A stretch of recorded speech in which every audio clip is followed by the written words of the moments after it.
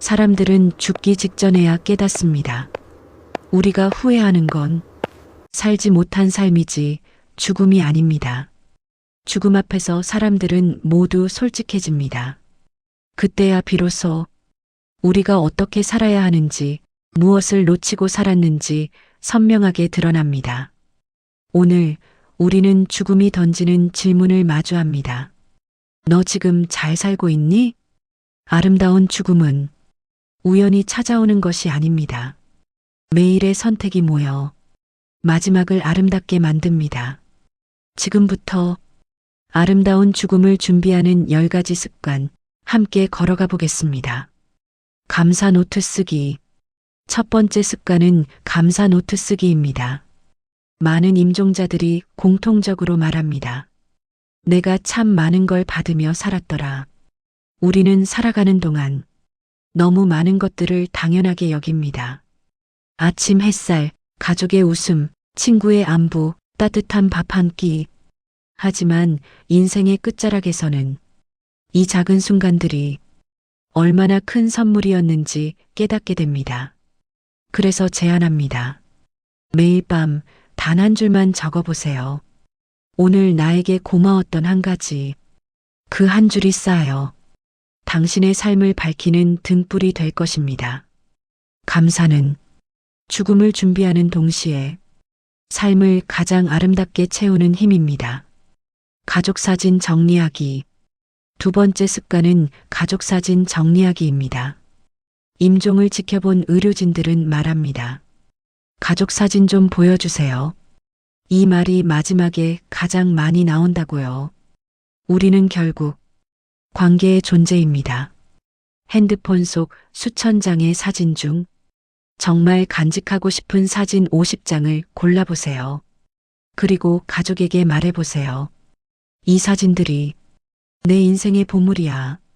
그 말 한마디는 당신이 떠난 후에도 가족의 마음을 오랫동안 따뜻하게 감싸줄 것입니다. 사진을 정리한다는 것은 삶을 정리한다는 뜻입니다. 용서 연습하기. 세 번째 습관은 용서 연습하기입니다. 임종 직전 가장 많이 남기는 후회는 누군가를 오래 미워한 일입니다. 한 80대 어머니는 마지막 일주일 동안 평생 서먹했던 딸의 손을 잡고 흐느끼며 말했습니다. 미안하다. 내가 너무 오랫동안 너를 미워했구나. 그 말 한마디에 딸은 조용히 울었습니다. 용서는 상대를 위한 행위처럼 보이지만 사실은 나를 자유롭게 하는 첫걸음입니다. 꼭 당장 용서하지 못해도 괜찮습니다. 대신 이렇게 기도해 보세요. 미워하지 않게 해주세요. 그 한 문장이 당신의 마음을 천천히 회복시켜 줍니다. 미루지 않는 하루 만들기. 네 번째 습관은 미루지 않는 하루 만들기입니다. 임종자들이 공통적으로 하는 말이 있습니다. 좀 더 내가 하고 싶은 일을 하고 살걸. 우리는 늘 이렇게 말하죠. 언젠가 여행 가자. 언젠가 배워보자. 언젠가 사랑한다고 말해야지. 하지만 언젠가라는 날은 대부분 스스로 오지 않습니다. 작은 것부터 시작해 보세요. 가족에게 고마워라고 말하는 것, 원하는 곳을 10분이라도 걸어보는 것, 읽고 싶던 책을 한쪽이라도 펴는 것, 삶을 미루지 않는 것이 죽음을 준비하는 가장 중요한 태도입니다. 사전 의료 의향서 작성하기. 다섯 번째 습관은 사전 의료 의향서 작성하기입니다. 임종을 지켜본 많은 가족이 가장 힘들어하는 순간은 이때입니다. 이 치료를 해야 할까 말아야 할까? 아버지는 어떤 선택을 원하셨을까? 사전 의료 의향서는 나의 마지막을 내가 직접 선택하는 선언입니다. 어떤 치료를 받고 싶은지, 어떤 치료를 원하지 않는지, 마지막 결정권을 누구에게 맡길지, 이 문서는 죽음을 앞둔 사람만을 위한 것이 아닙니다. 남겨질 가족을 위한 가장 따뜻한 배려이자 당신의 존엄을 지켜주는 마지막 선입니다. 한 달에 한 번 삶 정리하기. 6번째 습관은 한 달에 한 번 삶 정리하기입니다. 정리는 버리는 것이 아니라 남겨두고 싶은 것을 선택하는 과정입니다. 물건을 정리하면 공간이 단정해지고, 생각을 정리하면 마음이 가벼워지고, 관계를 정리하면 삶이 깊어집니다. 어떤 92세 어르신은 이렇게 말했습니다. 정리는 죽음을 위한 게 아니라 살기 위한 준비였어요. 삶을 단정하게 정리하면 마지막 순간 많은 혼란과 두려움에서 벗어날 수 있습니다. 사랑을 자주 표현하기. 7번째 습관은 사랑을 자주 표현하기입니다. 사람들이 가장 많이 후회하는 말은 하고 싶었지만 하지 않은 말입니다. 미안해. 고마워. 내가 있어서 행복했어. 사랑해. 어떤 할머니는 임종 직전 손녀의 손을 잡고 흔들리는 목소리로 말했습니다. 더 자주 안아주지 못해서 미안하구나. 그 말을 들은 손녀는 눈물을 흘리며 말했습니다.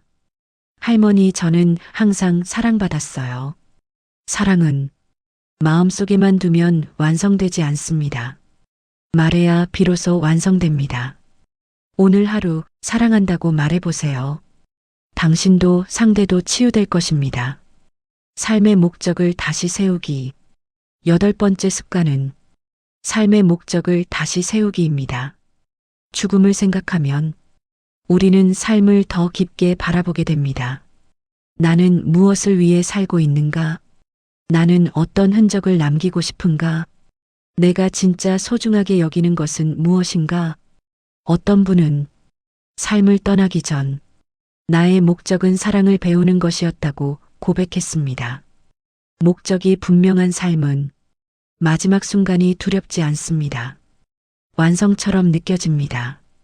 신앙과 영성의 시간 가지기. 9번째 습관은 신앙과 영성의 시간 가지기입니다.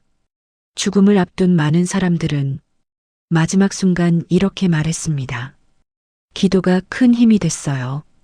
말씀 한 구절이 나를 붙잡아줬어요. 죽음을 앞두고 우리가 붙잡을 수 있는 건 많지 않지만 하나님의 평안은 마지막까지 우리를 붙잡아 줍니다. 매일 5분이면 충분합니다. 말씀 한 절, 짧은 기도, 고요한 묵상 한 번. 영성은 죽음의 두려움을 넘어 삶의 목적을 단단히 붙잡게 해줍니다. 지금 이 순간을 온전히 살아내기. 10번째 습관은 지금 이 순간을 온전히 살아내기입니다. 어떤 100세 어르신은 마지막 인터뷰에서 이렇게 말했습니다. 죽음을 준비한 건 결국 삶을 준비한 것이었어요. 삶을 충분히 사랑한 사람은 죽음도 평안합니다. 우리는 너무 바쁘게 살아갑니다. 늘 내일을 생각하느라 오늘을 놓칩니다. 하지만 지금 이 순간, 숨 쉬고 있는 지금 이 자리, 사랑하는 사람과 함께 있는 이 시간이 언젠가 우리가 가장 그리워할 순간들입니다. 지금 이 순간을 온전히 느끼고 사랑하고 감사하며 사는 것. 그것이 바로 아름다운 죽음을 준비하는 가장 완전한 방법입니다. 죽음을 준비한다는 것은 삶을 더 풍성하게, 더 선명하게, 더 깊게 사랑한다는 뜻입니다. 오늘 나눈 10가지 중 단 하나만이라도 실천해 보세요. 작은 습관 하나가 당신의 마지막을 그리고 오늘을 더 아름답게 만들어줄 것입니다. 메멘토 모리. 죽음을 기억하며 오늘을 더 사랑하며 삽시다.